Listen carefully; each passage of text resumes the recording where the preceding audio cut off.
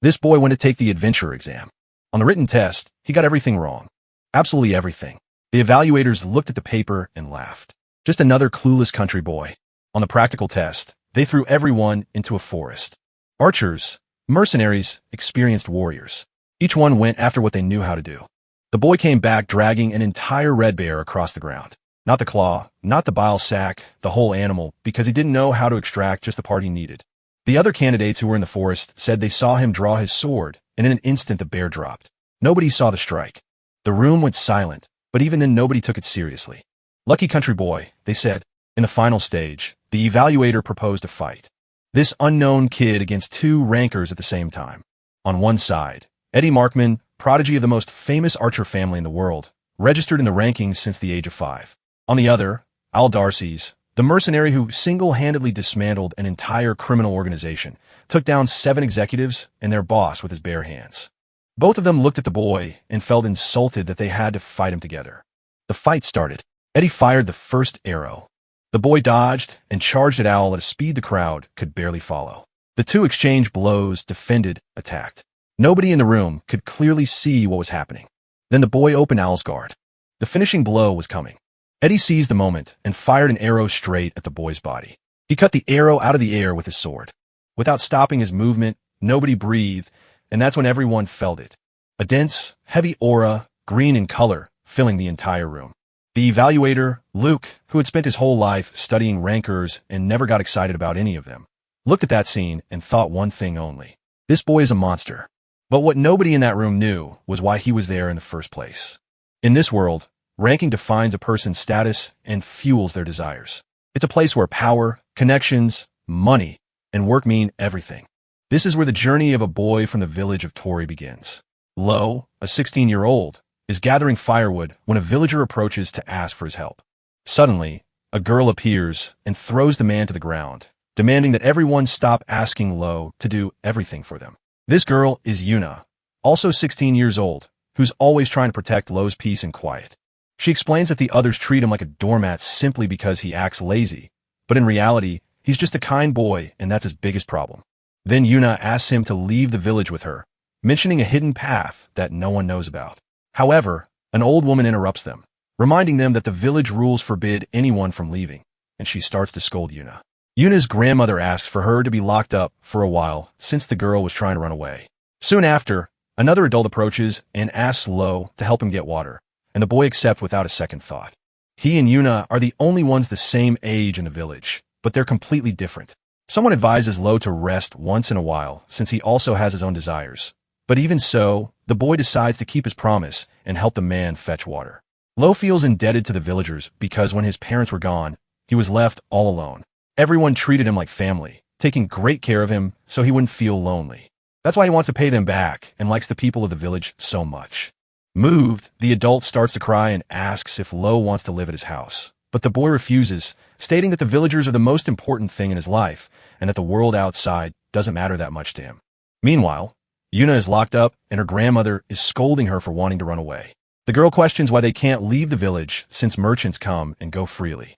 She asks why they're trapped there if the world outside is so much bigger. The old woman replies that it's because they're outcasts, but she doesn't explain the reason why. She only says that one day time will take care of everything. Elsewhere, while Lo is filling buckets with water, Yuna calls out to him. She managed to escape from her temporary prison, a task that has become easy for her after being caught so many times. She invites him to run away with her, but the boy is afraid that her grandmother will notice and get angry. Yuna insists, saying she wants to show her friend something important. The two of them leave through a hole in a fence and arrive in a forest. For the first time, Lo sees the real outside world and realizes that it's much bigger than his village. Yuna then asks if he knows the rules of the outside world. She reveals that according to a book she secretly took from Merchant, the world out there has a system called ranking. There are adventurers, couriers, doctors, musicians, and various other professions, all with their own ranking. Anyone who makes the list is called a ranker. She goes on to explain that even weapons, food, strength, and wealth are ranked, which makes people constantly compete. Lo understands that the outside world also has its own rules. Yuna then reveals her greatest desire to become a ranked adventurer and travel the world, competing with rivals to become a respected warrior. She says she's made up her mind about her destiny, but Lo insists that he can't leave the village. Yuna invites him to join her on this adventure, but the boy is confused by the request. To convince him, she reminds him of a day when they were 5 years old and a giant bird attacked her. It was Lo who saved her using only a wooden club. He doesn't seem to remember the incident very well, but Yuna assures him it really happened. On that day, she knew that even though he's absent-minded, when Lo really tries, he's stronger than anyone else around him. Yuna told him he would shine much brighter outside the village, and that's why she invited him to explore the world with her. However, Lo refused, insisting he loved his home too much. Since he refused, Yuna declared she would go alone, warning him that he could get stuck in the village forever. Looking back as an adult, Lo realized he'd never really considered that Yuna actually left that day. He stayed outside for a while, thinking about the rankings and everything she had said. When he finally decided to go back, he saw a floating island in the sky. Suddenly, the island shot out a powerful beam of light right in front of him, and then it vanished completely. Terrified, he ran back to his village, only to discover it had also been wiped off the map. Everyone he knew, including his grandmother and Yuna, had disappeared without a trace. At that moment, he remembered what Yuna and the other villagers always said. They would tell him he wasn't alone, hugging him and promising they would be a family forever. Overwhelmed by the loss, Lo collapsed to the ground and began to sob uncontrollably. That's when he heard the voice of a warrior who was regretting that he'd arrived too late again. The man approached and asked if the boy was from Tori village, commenting that the situation must have been difficult. While helping him up, the warrior informed him that the island had already disappeared. Lo started bombarding him with questions, but the man cut him off. He handed Lo a piece of paper with a location written on it and told him to forget the village and go there. When Lo pressed him for more answers, the man shouted, stating that the entire village had disappeared and that he should forget the past. He warned that this was the only thing he could do, otherwise he would become just another victim. Those words, however, had the opposite effect. In that instant, Lo was certain he could become stronger than anyone. He remembered how when he was little, he saw his parents die in a landslide and was left all alone. It was the villagers, especially Yuna, who took care of him. They were good people who never ignored someone who was hurt. And because of that, he couldn't just forget about them. Angrily, Lo declared that he would go to the flying island and bring everyone back, no matter what it took. Suddenly, Lo began to release an immense amount of energy, which left the man in shock. This energy is known as prana, the mental energy of living beings. It's a power that anyone can have, but few know about it, and only talented individuals can use it consciously. Normally, prana is colorless and invisible, but those who possess a large amount can make it visible, and it's said that some races have a special type of prana. The warrior realized this was the survivor from Babel he was supposed to protect, but he figured the kid would probably get out on his own in a few years anyway. Because of this, he threw his own sword to Lo and challenged him, saying that if he wanted to go to the island, he would have to prove his worth. The man promised that if Lo had potential, he would train him himself. He drew his sword and told the boy to attack him with the intent to kill. Lo charged forward, his green prana flaring, and swung his sword. Because he was a beginner, the attack was technically easy to defend. However, the man felt an immense pressure coming from the blow, as well as waves of prana that were simply absurd. Shocked by the boy's strength, the warrior said to himself that he was a monster. The protagonist's power was so great that the fight was already starting to leave marks on the ground. After the confrontation, the man explained that the island was called the Island of the Gods. Normally, it floats over the vast sea and rarely appears anywhere else. Its function is to erase entire peoples and lands, and he was trying to stop that from happening. He shared a theory that the humans caught in the light might have been taken to the Island of the Gods. Lo immediately wanted to know if he would have been taken too if he had touched the light. The man, however, stressed that it was just a theory. He said that maybe the villagers were alive, but there was no telling what was being done to them. To get there, he explained that there was a direct path, the adventure rankings. Lo would need to be in the top 10 because those elite adventurers are the ones responsible for exploring and investigating unknown lands. Adal explained that out of all the rankings, the adventurer ranking has the most participants, and the top-ranked ones are absolute monsters. To get to the Island of the Gods, which is number 1 on the Dangerous Zones ranking, Lo would need to reach the top 10. The knight then asked if the boy really wanted to go, knowing that almost no adventurer ever comes back alive from there. Without hesitation, Lo said yes. So, Adal decided he should start training immediately. The knight promised he would personally teach Lo everything about swords for 1 year. After that period, the boy would have to use that training as a foundation to climb the adventure rankings on his own. Then, he formally introduced himself as Adal, the number 1 in the knight rankings. At that moment, Lo shook the hand of humanity's strongest warrior. Adal warned that he wouldn't go easy on him since Lo was the first and only person who had managed to cut him, leaving a scar on his chest. The training that followed was brutal. Blisters on Lo's hands and feet burst, muscles tore, bones were crushed, and vital fluid dripped from every opening in his body. After that day, Adal never spoke about the island of the gods again, as if he wanted Lo to figure out the rest on his own. This attitude made Lo believe even more strongly that the people of Toki were still alive. He continued his training, clinging to this theory, always wondering about the reason for the Ville's disappearance. To find out the truth, he needed to reach the top of the adventure rankings. 1 year later, after training relentlessly, he finally felt ready. Lo remembered what Yuna had said about wanting to become a ranked adventurer. Yuna, who dreamed of the outside world, was gone, and he never imagined he'd be the first to set out on a journey. Now, he carried her dream with him. Lo grew a lot in that past year, becoming the disciple of humanity's strongest knight. At that moment, his adventure to the island of the gods began. The scene changes to the kingdom of Vala in the capital city of Trikista. In a branch of the appraisal department, an assistant wakes up a boy named Luke, who was up all night checking the rankings again. She scolds him, saying that as an appraiser, he needs to take care of his own health. After all, unlike her, who just does office work, he's the one who determines people's rankings. Appraisers are sent to every corner of the world to analyze the skills of the rankers. They need to have extensive knowledge and impartial judgment to assess everyone's merit and position, which forces them to go through various tests. It's one of the most demanding jobs that exist, entrusted only to those who are handpicked. Even though he's an appraiser, Luke is still at the lowest level and needs to work hard to climb the rankings and achieve his goals. He knows that for an appraiser, the fastest way to grow is to become the exclusive agent of a talented ranker. However, Luke still hasn't found a ranker he likes enough to dedicate himself to exclusively. He says he's not picky, but he thinks the current rankers are boring. In the past, the competition was more fierce, but now the top spots of all the rankings are locked in. As someone addicted to rankings, Luke believes their value lies in constant updates. That's why he wonders if there's a promising new star who can turn everything upside down. His assistant suggests that this promising ranker might be in the classroom they're observing. It's the third time this year that they're holding the registration exam for the adventure rankings. The number of applicants has increased because the Azaban Forest entered the dangerous zones ranking 2 months ago. She comments that there are a lot of promising people like Old Arcs. Despite having a low number in the mercenary rankings, he's the leader of the Red Wolf group, a very promising newcomer from the country. Besides him, there's also Ed Markman from the Archer rankings. The Markman family is famous for their archery. His father was number 2, and his brother is in 7th place. They say that even at his young age, the speed of Ed's arrow already reaches double digits. Besides them, there are others who look good, including a trade ranker and a sailor. As an experienced evaluator, Luke recognizes most of the promising faces just by looking at them. He understands the adventurer ranking has become especially useful now that so many people are trying to join because of new dangerous zones like the recently classified forest. However, their conversation is cut short by the sound of a bell, which makes the assistant check where the noise is coming from. She sees Lo registering for the adventurer ranking and takes the chance to explain that the system is managed by the evaluation department. This department sends evaluators all over the country to validate the achievements of ranked members.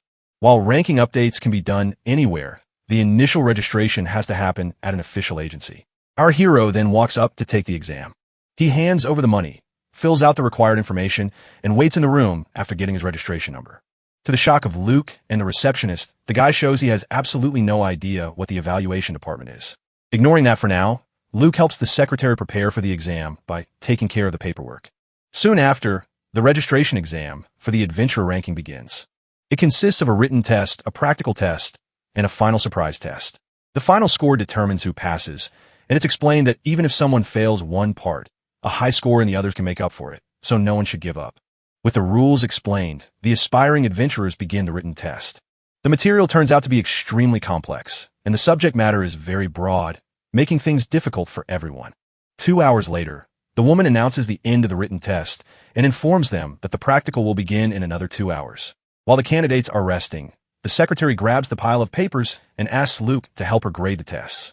With a grim look on her face, she picks up the protagonist test and realizes he got every single question wrong.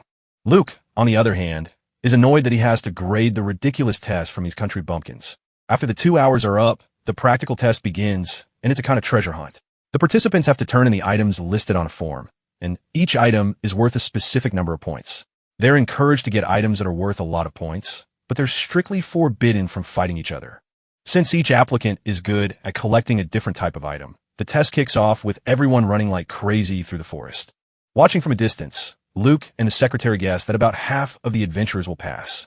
They notice from their movements that the group seems more prepared this time. However, no one really catches Luke's eye until their conversation is interrupted. A boy shows up carrying a piece of regal, becoming the first person to turn in an item.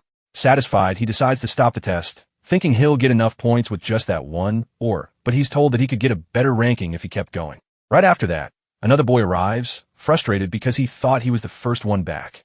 He hunted down a fluored feather, which is worth 180 points. A mercenary standing next to him scoffs, saying he's getting cocky over a simple bird feather. In response, the boy brags, explaining that those birds fly at 500 km/h and can't be seen with the naked eye.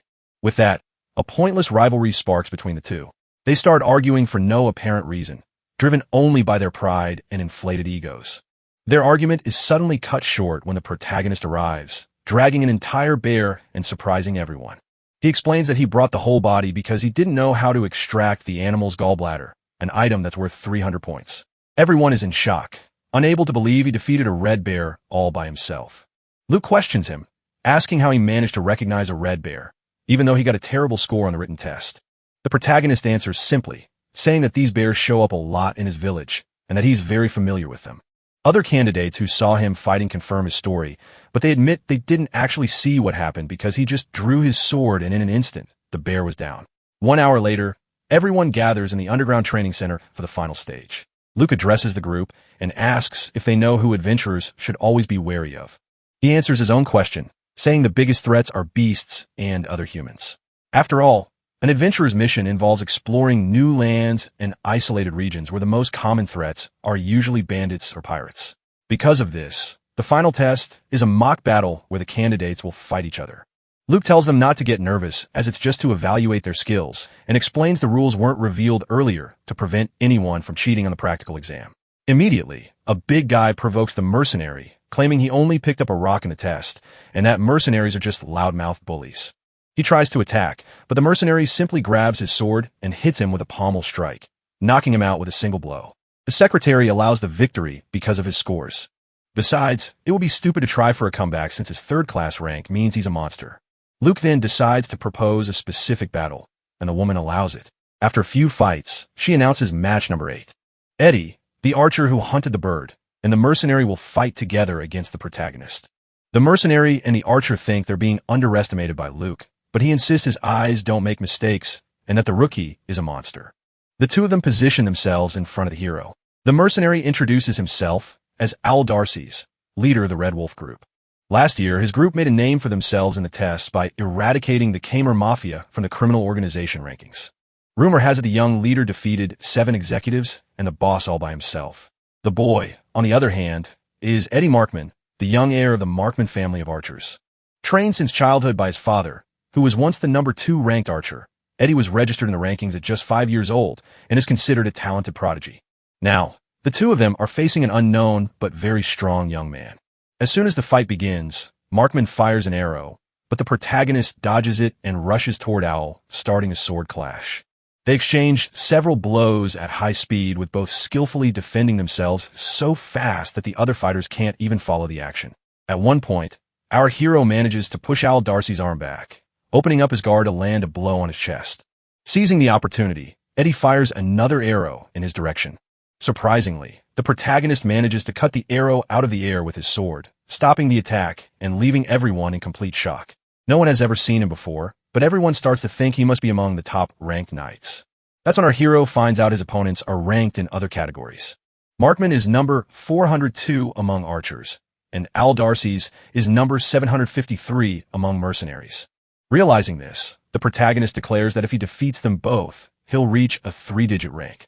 Suddenly, he releases an absurd aura that fills the entire dueling hall. And Luke notices that it's prana, so dense that you can see the color of his aura with the naked eye. Markman tries to sound tough, stating that the rankings aren't just for professions, and that in the sniper ranking, which evaluates precision, he's in the 78th position. However, as he prepares to fire an arrow after saying this, he simply collapses to the ground, defeated. Aldarchus is in shock since he couldn't even see the move that took him down. Then the swordsman starts walking slowly toward him, emanating a green prana. Suddenly, our hero disappears and reappears behind him. Upon feeling the cold blade of the sword on his neck, Aldarchus gives up, explaining that he has to work later and doesn't want to get knocked out like Eddie Markman. He admits the protagonist is a monster and wonders who he really is. Everyone in the room is shocked as he defeated 2 three-digit rankers all by himself. Officially, it's announced that the winner is candidate number 3. Immediately, Luke runs over to his computer and opens the exclusive evaluators list of rankers. He finds a profile of 17-year-old Lo Tully and notes that he has no prior record. This makes sense with his story about coming from a very remote village and confirms he isn't a criminal or a member of any special cult. Luke felt like he just hit the lottery by finding a hidden talent like that, so he rushed off to offer his services as an exclusive appraiser. He asked Lo to be his ranker, but he quickly realized other appraisers had the same idea and were already trying to convince the swordsman. For a moment, Luke thought he was too late and that he should have investigated someone's background before making an offer. To his surprise, our hero didn't even know what an exclusive appraiser was, so Luke stepped up to explain. He clarified that an exclusive appraiser is someone dedicated to a single ranker whose job is to update their ranking regularly. Normally, you'd have to wait for the appraisal department to send someone, but with an exclusive appraiser, the update happens on the spot, anywhere. This advantage is highly valued by adventurers who are always traveling. Besides, exclusive appraisers always have the most up-to-date information. So, if Lo wanted to climb the ranks quickly, hiring one was the best way to go. Hearing the proposal, our protagonist set one condition for accepting their help. He wanted to know if any of the appraisers there could get him into the top 10 of the adventure ranking. The other appraisers backed off, explaining that excellent swordsmanship alone wasn't enough to get that far. Hearing this, our hero simply turned his back and started to walk away. But Luke ran after him, desperate. Calling out to Lo, the young appraiser asked why he wanted to get into the top 10 of that specific ranking so badly. Our hero replied that it was none of his business, but Luke insisted that it was. He declared that he would become his exclusive appraiser and help him reach his goal. Lo, however, refused, saying he didn't want to put a child in danger. Luke retorted that before being a child, he was an official appraiser. Even so, Lo stood his ground, explaining that he had no intention of hiring anyone because he didn't want to involve more people in his mission. That's when Luke shouted that he also had something he needed to do, a mission he wanted to complete, even if it cost him his life, and that's why he wanted to team up with Lo. The intensity in his words made the swordsman remember the ambition he himself had a year ago when he decided to go to the island to save everyone. Understanding the boy's determination, he gave in, saying that he also had something very important to do. Luke then formally introduced himself and promised he would guide him to become one of the best in the ranking. Convinced, Lochley shook his hand, sealing the deal. Soon after, they went to a very nice room that Luke had already rented for them to use as a base for a few days. Our hero praised Luke's skills, and Luke replied confidently that getting that room had been easy. The young appraiser then declared that he would prove his competence within a week, and that unlike before, Lo would be begging him to be his exclusive appraiser. Luke observed that although Lo was an incredible fighter, he seemed a bit out of it outside of battles. A short time later, the test results came out. Lo's new rank was position 2728. Luke congratulated him on passing the registration test, stating that getting into the 2000s was already a great start. Lo, however, was disappointed as he expected to be in the triple digits. After all, he had defeated 2 opponents who were at that level. Luke explained that the adventurer ranking had a lot more people, so the competition was tougher. He said that no matter how strong someone was, there was a limit to their starting position. However, he revealed that Lo had other impressive rankings, like 58th place in sword speed, which in the appraisal department's view was the true representation of his talent. Luke continued, explaining that the 2 men he faced also had rankings in several other categories. Old Arcs, for example, held positions in the cleaning, informant, and reliable boss rankings, while Eddie Markman was in the sniper, reconnaissance, and even mushroom cultivation rankings. Being in multiple rankings made it easier to get jobs, which is why he suggested Lo register for others too. Lo, however, stated he wasn't looking for jobs. Luke understood immediately, realizing that Lo's only goal was to get into the top 10 as quickly as possible, so he could then go to the Island of the Gods. He knew this because that was the only special privilege granted to the top 10 in the adventure ranking. Lo suggested he tell his reason after the trial period, and Luke agreed to share his as well, making it a fair deal between the 2 of them. Then Luke admitted there was a reason that was difficult to explain to a newcomer, but that he was investigating the dark side of the rankings. Curious, he asked where Lo's power and swordsmanship came from, since it clearly wasn't something you could learn overnight. Lo then explained that a year ago, he became the disciple of a knight named Adal. The news left Luke in shock because Adal was none other than the #1 knight in the world. Lo confirmed that even though he was his disciple, he was only with him for 1 year. Luke considered the information a bombshell. After all, Adal was famous for never teaching swordsmanship to anyone, having turned down countless training requests over the years. The general belief was that Adal was waiting to pass on his techniques to the highest-ranked knight of the next generation. Because of this, a crowd of knights was desperately trying to climb the ranks in hopes of being trained by him. Luke commented that the other knights would freak out if they knew Lo had inherited Adal's techniques. Lo, for his part, admitted he never imagined his master was actually the strongest man in humanity, just like he'd always claimed. Luke clarified that being #1 meant being the strongest in the world. It was then that Lo revealed something even more surprising. He had defeated Adal with his sword once, and the knight himself admitted that Lo was the first person to ever land hit on him. Luke was stunned to hear such bombshells coming from someone with such a deadpan expression. He checked the rankings database, and since the name Tully had never appeared before, he asked if it was a disguise. Lo explained that he didn't have a last name due to a cultural difference. It was Adal who told him to adopt the last name Tully so he could go to the island of the gods. He warned him that the risk would be high, but if he did well, some clues would naturally come his way. The boy stated it wasn't a disguise, but the name of his dear family. With that, Luke finished his work as an assessor for the day and took off his hat. At that moment, Lo finally noticed that Luke was actually a woman. She got angry that he hadn't noticed sooner, but Lo quickly apologized. Satisfied with her new client's realization, Luke invited him to get some coffee, marking the first step of a long journey together. With their partnership established, they came up with a strategy for Lo to reach the top 10 of the adventurer rankings. To climb the ranks, he needed achievements. And although territory development and exploration were the basics, Luke recommended that he start by accepting missions. She explained that many people needed the strength of adventurers for gathering and investigation, and that these missions offered rewards, making them ideal for beginners. He could accept missions through the assessment department or a guild. To make it easier, she showed him the rank cell, a handy device for finding tasks. Luke offered him unlimited use of the device if he accepted her as his exclusive assessor. Lo thought about the offer and asked if there was a mission that could boost his rank significantly all at once. Luke then showed him the department's most difficult missions, which clearly indicated how much they would influence the rankings. Without hesitating, Lo chose the first one on the list, a mission with a 6-skull difficulty in a level 7 danger zone. Retrieve the treasure from the sunken temple of Luciana. The assessor was firm, stating that at his current level, he wouldn't stand a chance in that dungeon and that he should trust her expert eyes. She insisted that the mission was way too difficult and that he would die before he even had a chance to rank up. However, looking at her very seriously, the hero declared that he wanted to try since his final goal, the island of the gods, was the #1 danger zone. If he backed down now, he'd have no chance of ever getting there. Realizing that Lo was much more stubborn than she had imagined, Luke started to think of another way to convince him. It was at that moment that a man in a suit appeared, asking if they were having some kind of problem. Luke recognized him instantly and introduced him as Ludbroward. Ludbroward was a powerhouse adventurer, ranked 11th in the fiercely competitive general rankings. Lo knew the man was a monster, just as Adal had warned. He was an elite hunter, and if he moved up just one more rank, he'd be able to challenge the dreaded island of the gods. Seizing the opportunity, Luke asked L.A. for help in dealing with the stubborn rookie. This talk, however, was going to be a duel, so they headed to an arena.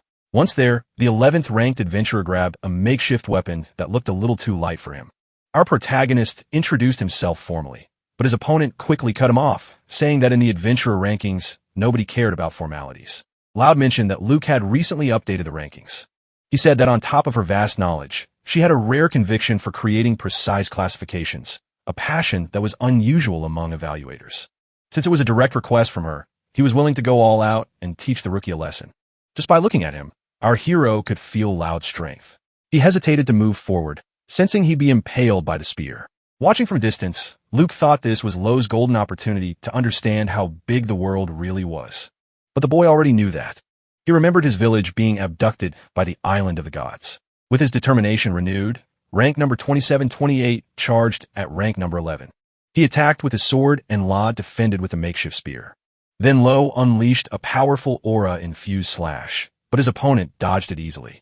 Loud noticed the boy channeled prana into his sword and released it in a single strike. He was also using the same energy in his hands and feet to increase his agility. The swordsmanship belonged to the Sword Saint style, a secret technique passed down only among successors, and he couldn't believe a child had mastered it. Realizing he was overthinking it, Laowa refocused on the fight just in time to see the hero trying an attack from behind. Lo struck at the adventurer's back, but Laud dodged by simply tossing his spear backward. Calmly, Loud started moving and attacking at the same time, noting that Lo's prana was greater than his own, even though the boy was so young. As they fought at high speed amidst an intense glow of energy, the rank 11 adventurer asked what Lo's race was. Lo didn't understand the question. La stated that his pranalo wasn't something you could acquire over time. He added that if he had to, he'd find out the boy's race the hard way. Realizing the young man could also use enchantments, Laud planted his spear in the ground and began to chant. The furious horse of the crags crosses mountains, gasping for air. The sunlight makes the sacred tree bloom once more. The turbulent waters meet, and peace shatters into shards. As he leaped, he activated the Wind Tribe's enchantment, warning Lo that he would die if he didn't defend himself.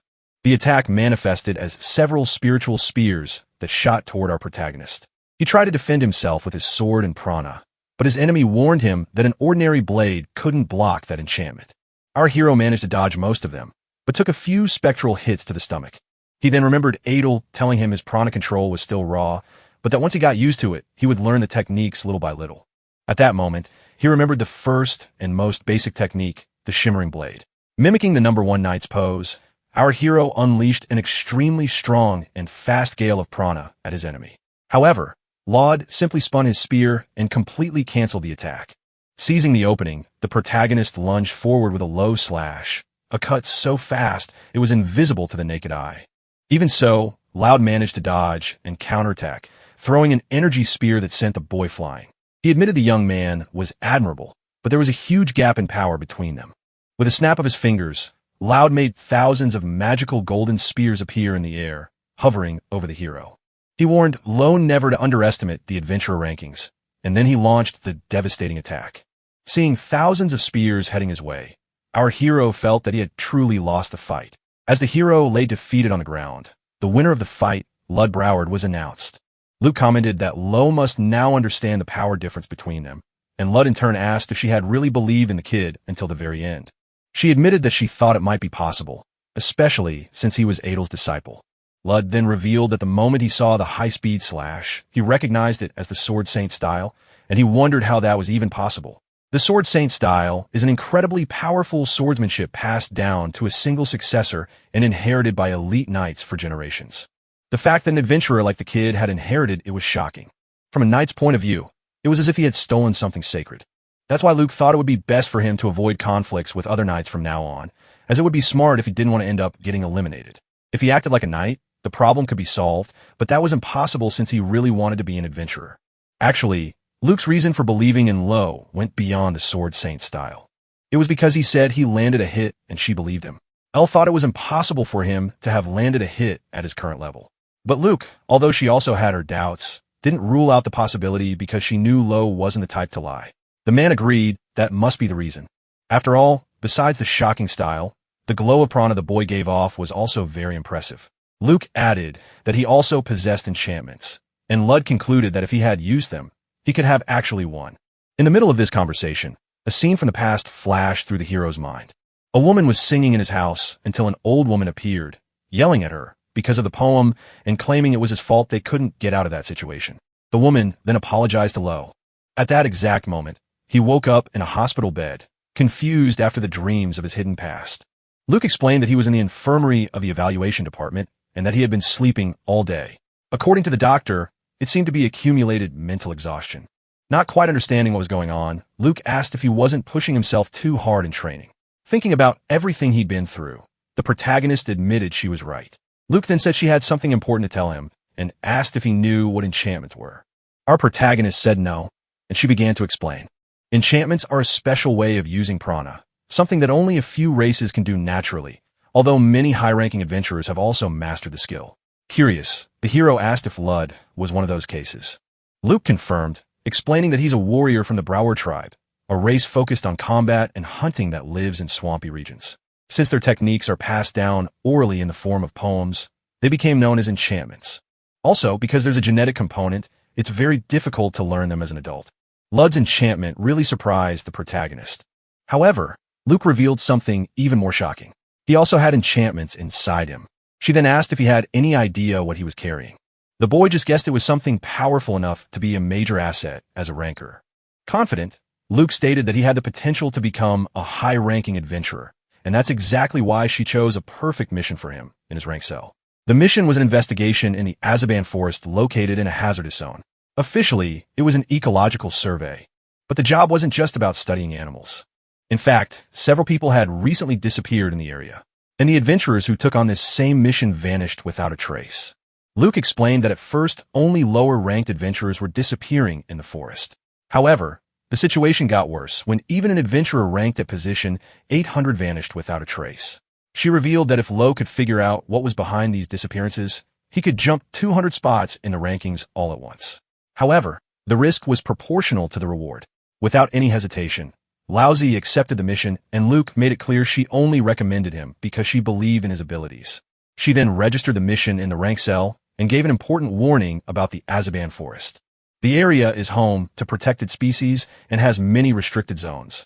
Luke assured him that with her by his side, everything should go smoothly, but he would need to be extremely cautious. The boy then asked what would happen if he broke the rules. Luke replied that his rank would drop drastically. She explained that no matter how skilled an adventurer is, destroying the ecosystem or failing a mission seriously damages their reputation, and the ranking system is built on credibility. Excited, she concluded that this mission marked the beginning of a new chapter in their journey. It was a first step toward a rapid climb in the adventure rankings, stating that they would do their best by working as a team. She convinced him to set off. Together, they headed toward the Azaban forest. Meanwhile, in another part of the same forest, a man was finishing off another adventurer. He commented that the evaluation department didn't care about weaklings like the one he had just killed. To him, trying to climb the ranks the conventional way was foolish. The mysterious man approached a Unihazer, a creature with a valuable horn. He knew that a single horn from that creature would be enough to quickly boost him into the 3-digit ranks. He reflected that brute force doesn't guarantee a higher rank, and that the system exists at the expense of those who suffer from injustice. His name was Rosso Cruel, ranked 7th among smugglers. Looking around the area, he decided he wouldn't abandon such a promising hunting ground. His goal was clear to reach the top 100. His next target was already set. Dalcan Iris, the adventurer ranked at position 672. When Lewis arrived at the forest entrance, a knight checked his rank, recognizing him as adventurer number 2728. Once he was allowed in, he asked how many people were in the adventure rankings. The guard informed him that there were around 30,000, but only 20,000 were active. She commented that his stats didn't seem to match his rank. She explained that a person's adventurer rank is often very different from their other rankings. For example, someone with a 4-digit adventurer rank could be in the 3-digit range in another specialty. The guard continued saying that the higher someone's adventurer rank is, the higher their other ranks tend to be as well. Louis thought about this, remembering that his swordsmanship rank was already in the 2-digit range. This made him stronger than the opponents he faced in the exam. However, he wanted to get even stronger, and that was the only thing on his mind. Just then, Luke announced that their journey into the forest would begin now. They entered the Azaban forest, danger zone number 48. Almost immediately, Louis felt something strange. With a single glance, he finally sensed the danger of the place, a feeling that only experienced adventurers can pick up on. An ordinary person would never notice it, and that was why a ranking for dangerous zones existed. Luke explained that the forest was added to the ranking because a huge outbreak of demonic beasts was discovered in the area 2 months ago. The exact moment she finished speaking, bizarre monsters appeared and charged at them. Luke said that now it was Lewis's turn to protect her. Without a second thought, the hero unleashed a slash and began taking out the creatures. He leaped up, grabbed a monstrous bird by its beak, and slammed it to the ground. Next, he launched a gale slash with his green prana, and the energy wiped out the remaining enemies in a single attack. He remembered Adel, the man who taught him the gale technique. Our protagonist had learned a few techniques, but he couldn't use all of them yet. He felt that maybe, just maybe, he could use the second one now. Suddenly, a blood orc, one of the most dangerous creatures in the rankings, appeared before them. Louis decided this was the perfect opportunity to test if he could unleash Adel's second technique. He began to emanate an overwhelming amount of prana, using the Halphotis technique, and striking the blood orc with a shaped slash. The blow hit its target, but it didn't seem to have any effect on the creature, which prepared to counterattack. In response, Louis panicked and started running away, yelling that his attack had failed. He really thought it was going to work, leaving Luke in shock since he was the one who was supposed to be protecting her. Running for their lives, they found themselves at the edge of a cliff. Without a second to think, Lizzie took a huge leap, holding Luke under his arms as they fell toward the ground. Despite the scare, they landed safely without any injuries. Even so, Luke was terrified and complained that he should have warned her before doing something so dangerous. Louis just explained that his master trained him that way, and it had become a habit for him. Finally, they reached the center of the forest, the area they needed to investigate to complete their mission. Luke explained that ever since the Azaban forest was ranked as a danger zone, she had already explored 80% of the area. The remaining 20%, where they were now, was a nest of monsters and had therefore remained unexplored. Looking at the various mystical creatures and exotic plants in the area, Louis commented that it was the first time he'd ever seen anything like it. In that moment, he finally understood what it meant to be an adventurer, remembering the dream his sister, Yuna, had her entire life. Suddenly, Louis noticed some movement and drew his sword to attack. But Luke quickly stopped him, pointing out that it was an injured creature. She wondered what the best way to approach the animal would be, identifying it as a royal horn, the number 4 beast on the ranking of rare and nearly extinct species. Seeing that the animal was hurt, Luke decided she would help it since she had learned basic first aid to take care of Hunter and also Lousy himself when he got beat up by Laua. Luke then told Louis they would set up a base in that area for the day. As an agent of the evaluation department, she couldn't just abandon a creature like that. She made sure to state that taking care of a royal horn was part of an ecological research and that he shouldn't get the wrong idea, as if she were choosing the animal over him. So, the two of them set up camp in the forest to rest. While they were sleeping around the campfire, Lizzie took the opportunity to continue training his Pronosword skills. He tried once more to unleash the half-lotus technique against the tree. But even though the blast of prana flew far, it had no effect when it hit the trunk. Frustrated, he lay down on the ground completely exhausted. Realizing he hadn't accomplished anything at this rate, he would never reach the island of the gods, and he knew he needed to get stronger fast. Mr. Lout's words about him having enchantments came back to his mind. Louis meditated, trying to understand what it meant until he eventually fell asleep. He didn't wake up until the next day when the sunlight hit his eyes. Luke was already awake because the creature had started thrashing around in the middle of the night. The royal horn was agitated and was growling at something in the distance. Despite this, it recovered very quickly thanks to the proper treatment. Luke explained that since it was still a baby, it would normally get attached to people, but this one was skittish, just as she suspected someone had hurt it on purpose. To prove it, she showed Lewis the broken part of its horn, which clearly indicated an attack by an illegal hunter. She went on to explain that the beast's horn is considered a type of miracle cure. For that reason, they were captured relentlessly, which led to them being listed as a rare species. Even with hunting being banned, the demand didn't disappear, and poachers continue to operate in secret. On the black market, the horn is sold as if it were from a unicorn. Just then, the royal horn creature tried to attack Luke, but our hero protected her, blocking its horn with his sword. Startled, the animal started to run away from Lizzie. Luke immediately went after it, worried because it wasn't 100% recovered yet. She commented that until now, there had been no record of a royal horn in the Azaban forest, so following it was part of her ecological research. Lizzie said he would also go on ahead after the creature. After all, the zone's ranking would go up if they found this exotic monster. Luke then told him to track it secretly through the area. The creature proved to be very fast and was soon out of sight, but Louis kept following the tracks it left behind. He was making his way through the forest when suddenly he was attacked and forced to stop running. The man who attacked him appeared before him, saying that this was a hunter's lucky day.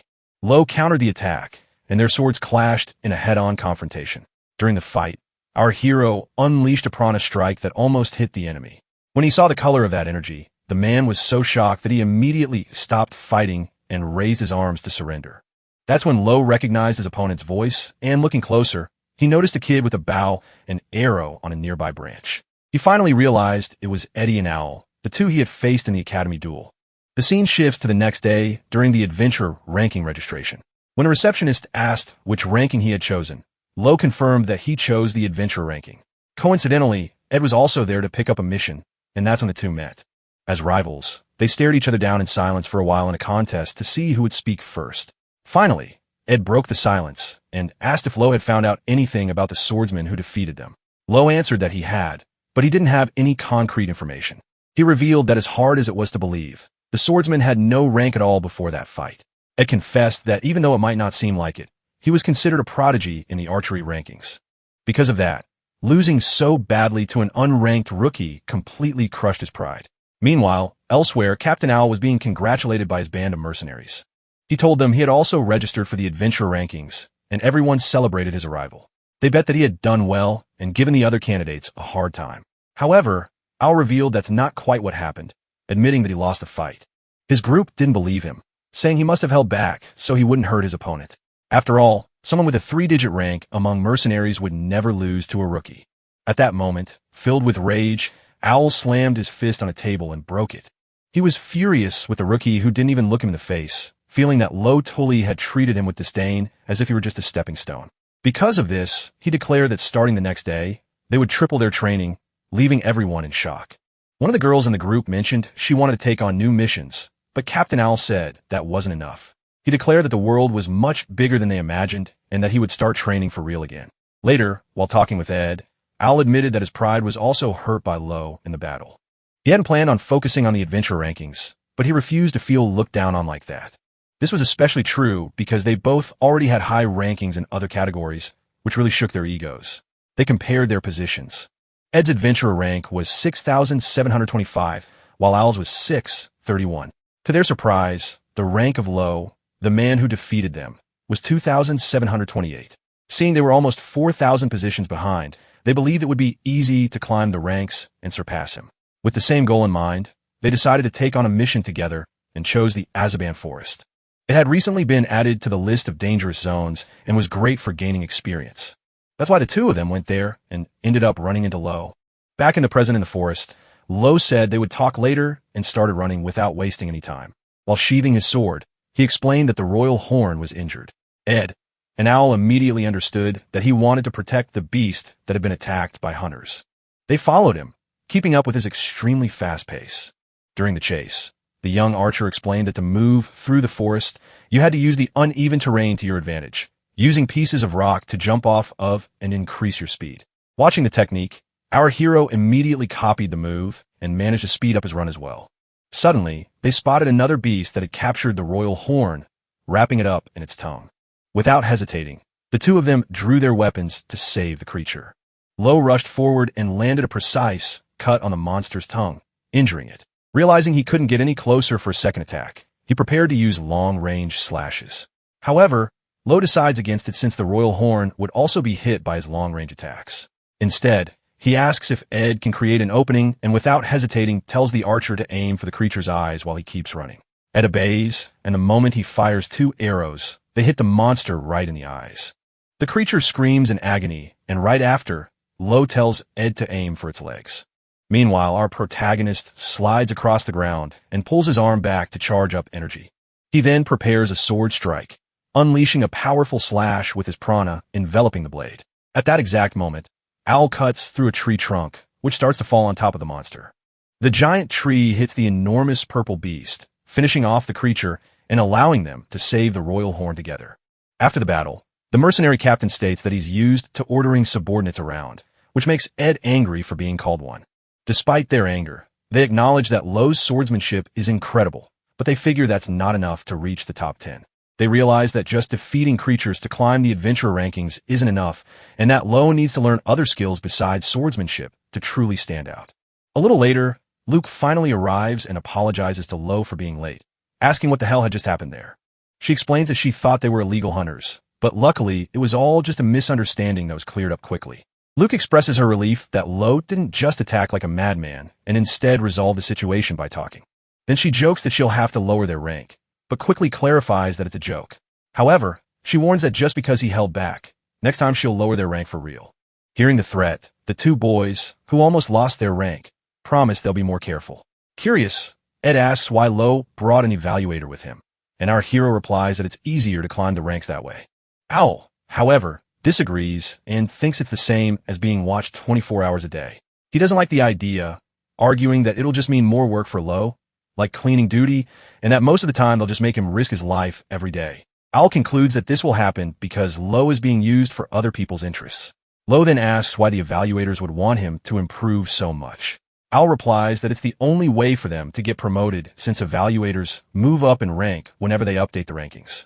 In other words, adventurers whose ranks climb quickly are an easy way for evaluators to get a promotion. He tells Lo to watch out, stating that Luke is using him as a stepping stone to get ahead. Hearing this, Lo becomes doubtful. He wonders if she would really do something like that since she doesn't seem like the type of person to act that way. At that moment, their conversation is interrupted when Luke finishes scouting the area and declares that the coast is clear. Suddenly, the royal horn monster approaches and starts rubbing against her as if they've become friends.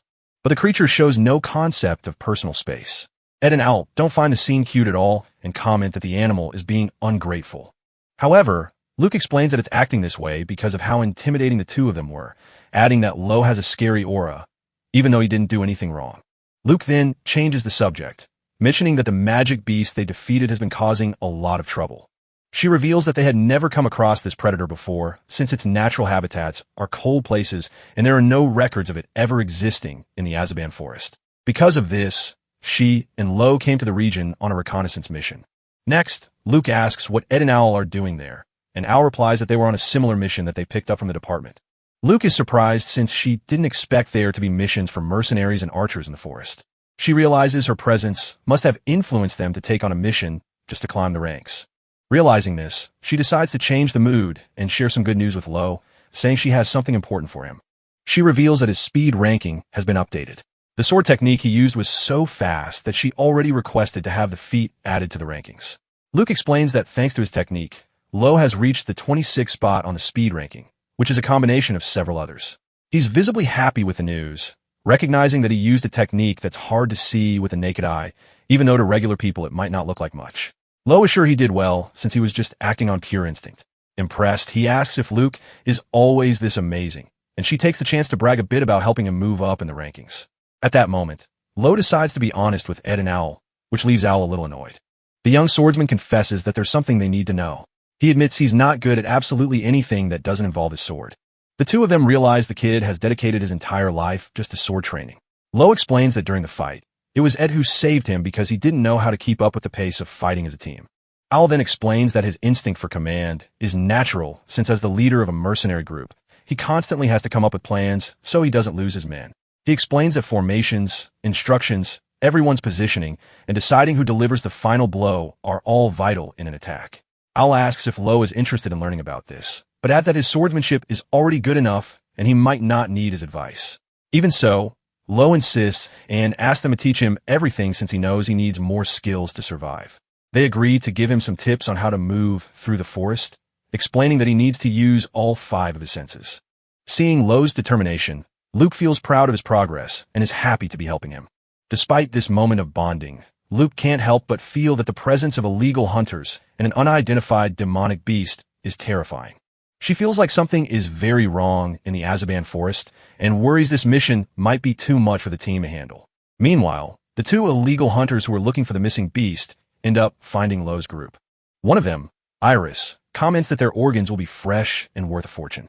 Even though they're no match for the beast, she decides to capture them anyway, saying that anyone who enters a beast territory should expect to be torn to shreds. Back with the group, Ed starts the lesson, explaining that using all 5 senses isn't an easy task. He says that using sight, hearing, smell, and even taste in combat requires proper training. He says the forest is the perfect place for it since the smells of the plants and animals are so strong there. Al admits he doesn't really get the plan, and Ed teases him, saying it must be hard for a mercenary to get used to anything besides the smell of blood. To demonstrate, Ed reveals that he can sense exactly how many animals are around them right now, even while keeping his prana flow low. He explains that prana is a fluid talent that allows a person to focus their perception. This lets them sharpen one of their chosen senses.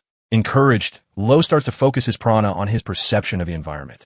Suddenly, he starts giving off a huge amount of energy, shocking everyone with a sudden burst of power. The prana spreads out quickly, sharpening all 5 of his senses at once. It allows him to see everything around him, including one of the illegal hunters from the Dreads hiding nearby. Immediately, Lo grabs his sword and prepares to attack, warning Luke that someone is watching them. But just as he says someone is getting closer, he's hit by a devastating punch. The blow is so powerful it sends Lo flying, causing him to crash through several trees before he hits the ground, apparently passed out from the pain. The illegal hunter who attacked him appears, complaining loudly about who was leaking prana all over the place and calling it disgusting. He then reveals that this uncontrolled energy is exactly what allowed him to track the group so easily. Right away, the mercenary and the archer draw their weapons, preparing for battle. However, Luke stops them, revealing that their opponent is Dalsin Iris, number 672 in the adventure rankings. The information leaves everyone in shock, since an adventurer with a 3-digit rank is much stronger than they are. Luke explains that he knows Dalsin because of his famous history, mentioning that he was about to break into the 2-digit ranks until he committed a crime that made his ranking plummet. Just then, Rosso appears and comments on Dalsin Iris's incredible speed. Dalsin notices the appraiser's presence, though he doesn't recognize her. She, on the other hand, immediately identifies Rosso as the black market merchant ranked at position. Realizing this, Dalin comments that she's well informed for knowing about the crime ranking. He then explains that this ranking has a hierarchy reflecting the severity of a criminal's actions. He gives notable examples like the assassin and thief rankings and adds that higher positions usually indicate an addiction to hard drugs. Dalin adds that the crime ranking is one of several unofficial rankings created by users themselves, since in this world, there are classifications that aren't just made by official institutions. He mentions that high-quality rankings are sometimes compared and even bought by government bodies as long as they don't violate ethics, while others are maintained and updated with the support of enthusiasts. It's then that they spot the unicorn they were looking for. Luke stands in front of Dalsin, blocking him from getting near the royal horn, and questions why he's hanging around with a criminal like Rosso. The adventurer replies without hesitation that he's doing it for money. This shocks Luke, since someone with Dalsin's skill level could easily earn money, honestly. However, Dalsin clarifies that money isn't the only thing he wants, stating that there are 2 reasons for his alliance with Rosso. One is to sell products, and the other is to buy them. He then taunts the appraiser, asking if she knows that rankings can be bought. The insinuation makes Luke furious, but Dalsin doesn't seem to care one bit. Annoyed, Owl tries to attack Dalsin with his sword, but the adventurer blocks the strike by catching the blade with just his fingers. Next, Eddie fires an arrow at him, declaring that their mission is to patrol the forest and that someone as dangerous as Dalin can't be left to run loose. Realizing he'll have to clean up this mess the old-fashioned way, Dalin gets irritated and starts releasing his purple prana with overwhelming force, causing his muscles to grow.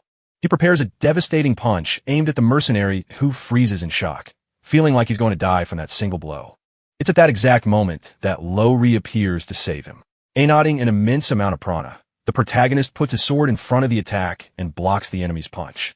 The 2 opponents stare each other down and ask who the other is, but Lo's prana proves to be superior, overpowering Dalin's. The confrontation intensifies into a powerful clash of their magic. With prana radiating from his body, Lo charges at the enemy, forcing him to retreat from his strength. Luke asks if Lo is okay, and he confirms that he is. Then Lo asks if the man in front of him is the illegal hunter, and the appraiser confirms that there's no doubt he was the one hunting the royal horn. With that confirmation, Lo uses a hurricane skill with his green prana, launching the magic at his enemy. However, Dalkin blocks the attack by crossing his arms and surrounding them with his purple energy. He's impressed that a kid like this is using prana, which is so unusual. Lo notices that his attacks barely tickle Dalsin, who proves to be extremely tough. He then remembers a warning from Aldo, who told him to be careful when encountering someone who uses prana. Aldo had explained that Loa was a special case. Normally, you have to be a master in some area, whether with swords or other weapons, to awaken this hidden power through deep study. Lo remembers that according to Aldo, prana is more than just energy. It's an obsession. In other words, if someone is aware of prana, they're probably a master of something specific. He remembers a time he was climbing a mountain with Doug and had a really tough time. But those words encourage him to face his enemy. As he gets ready, Luke warns him that Dalcon Iris is ranked 12th in boxing, 48th in beast taming, 19th in grip strength, and 7th in weightlifting, possessing world-class strength. So, she advises him not to get close and to fight from a distance. Annoyed that his stats were revealed like that, Dalcon Iris declares he's going to crush the girl first. He then touches a tree and without much effort rips it right out of the ground using his prana. Holding the trunk with just one arm, he braces himself and hurls the entire tree right at Luke. However, Lo acts fast to save her, slicing the tree in half with his sword, which is glowing with a powerful aura. Luke gets worried, realizing that a defense that intense takes a huge toll on him. Watching the scene, The old man Rosso notices that the boy's prana is very strange. He orders Dal and Iris to capture him, saying it will make them a lot of money. Dalson replies that he'll take the kid, assuming he survives the fight. Just then, Eddie fires 2 arrows at the boxer, but the illegal hunter easily blocks them with a prana-wrapped arm, saying the 2 of them are so weak they're not even worth remembering. Immediately after, Captain Owl throws a bomb. When it hits the ground, it releases a huge cloud of smoke, creating a smoke screen that blocks everyone's view of the fight. Furious, the villain tells them not to mess with him and winds up for a huge punch. He slams his fist into the ground, causing a shock wave that radiates through the forest and destroys everything around it. When the dust settles, Dalson realizes they all escaped while he was preparing to attack. Rosso scolds him, warning that the move was so dangerous that even Dalson himself could have been killed by it. Meanwhile, the group had used the smoke screen to escape with the wolf since they knew they stood no chance against the enemy in a battle of brute strength. Their best bet was to run since that guy was extremely strong, ranked in the top 600 adventurers, a fact that terrified our protagonist. During the escape, the royal horn slips from his grasp, much to his annoyance. A little later, Luke says they've gone far enough and should be in a safe area, but adds that now they have a lot more work to do. She explains that Cruel Rosso has to be captured because he's too dangerous. That's when our hero finally realizes that Rosso is the man with the beard, and he asks Luke why she wants to capture him. Luke explains that it's a personal goal, which confuses Owl and Eddie. They say they don't know what she's talking about, but they want to decide what to do next. Luke apologizes to Lo Tully for getting ahead of herself, and reminds them that their official mission is to patrol the Azaban forest, so they need to keep monitoring the 2 villains. As an official agent, she states that none of them stand a chance in a direct confrontation, and Owl agrees, suggesting they should just observe. Once they can expose the duo's crimes, they'll report it to the department, which will take care of the rest. Although Luke still thinks the plan is dangerous, Owl and Eddie are determined. Currently ranked around 6,000 among adventurers, they want to use this mission to climb the ranks. They plan on using their high stats in stealth and tracking to follow the targets without being detected. They figure that since the forest is 48th on the danger list, the mission could earn them a jump of at least 1,000 spots in the rankings, depending on how reliable the information is. Sensing the risk, Luke asks them not to do anything crazy over this, but Captain Owl reassures her, promising they won't fight since he has no intention of being reckless. The group decides to split up for now. Luke and Lo Tully will be responsible for taking the royal horn to a safe place since it would be too difficult to fight with the animal nearby. The main concern is that Dalcon Iris is after the cubs, which increases the risk of an ambush. Besides, our hero doesn't want the royal horn getting any more involved in the fight, especially after Luke noticed how terrified it was earlier because of them. The plan they agreed on is that as soon as they get the wolf to safety, they'll meet up under a tall tree. Someone will keep watch all night, just to be safe in case they need to help each other out. As they get ready to leave, Eddie continues teaching Lo Tully how to move through the forest. Aware that Dal and Iris might escape if they take too long, our hero lets the others go on ahead. But first, he asks Eddie to teach him a bit more about his strategy. Despite the rush, after a quick training session with the archer, Owl, whose sword was destroyed, borrows a dagger. Our hero then offers his hunting blade as payment for the lesson the mercenary gave him.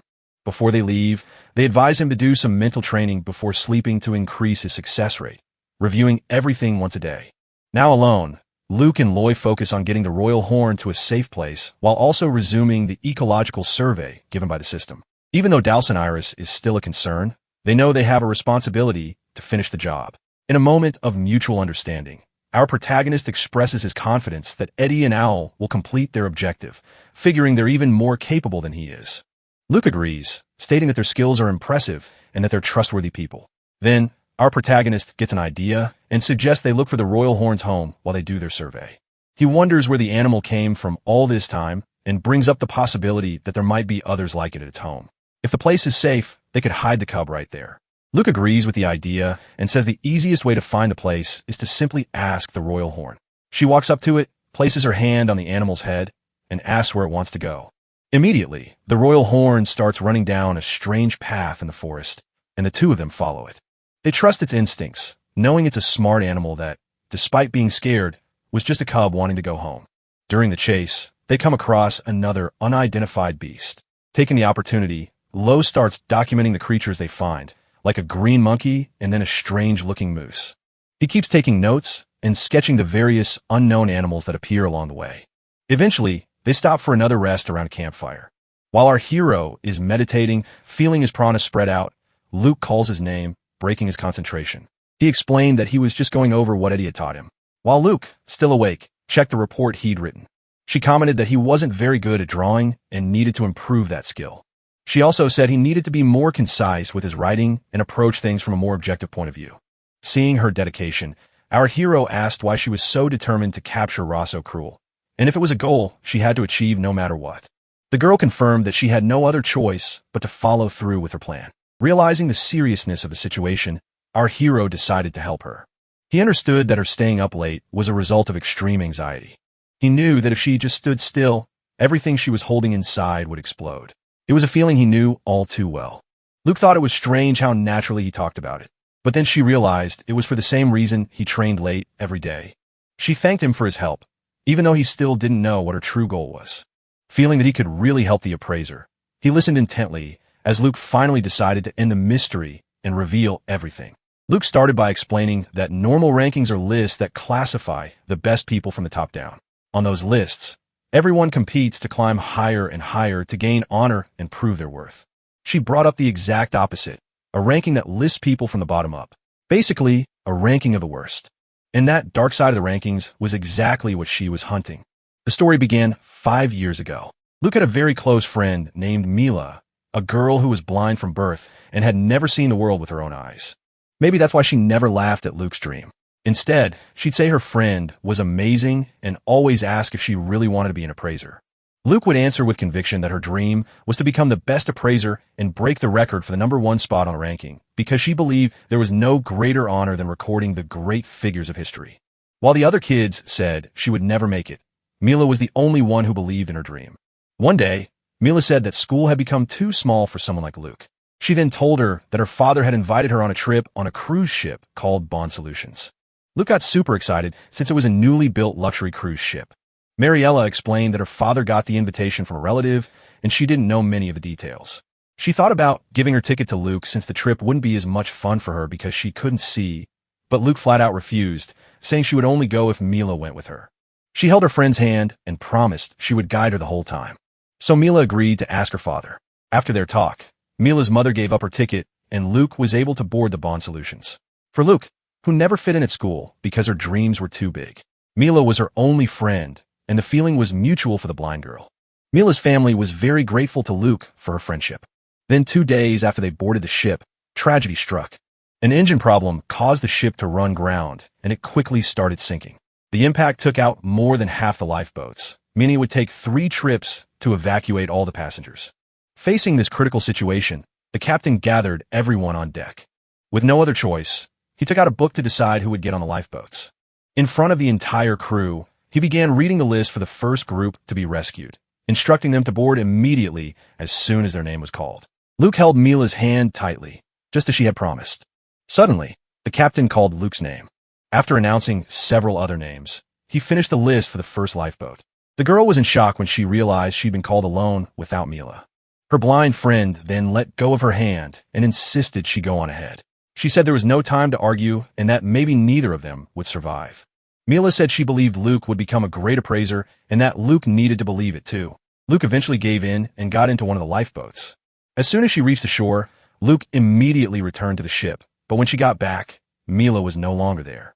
By the third and final rescue trip, it was already too late. Luke saw the ship explode and devastated fell to her knees. Nearby, 2 crew members were talking, saying they lived righteous lives and that the people from the ranking of the worst had been left for last. Hearing that, Luke lost it and asked what ranking of the worst meant.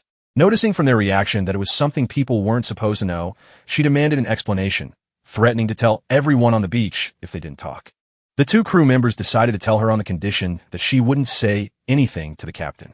They explained that the ranking of the worst is a list that classifies people by their lowest capability. It groups together those who fall behind in social, economic, physical, or even mental areas. Luke commented that you can identify that kind of person just by looking at them. Our hero then understood that the list was used to decide who would be thrown away when things got tough.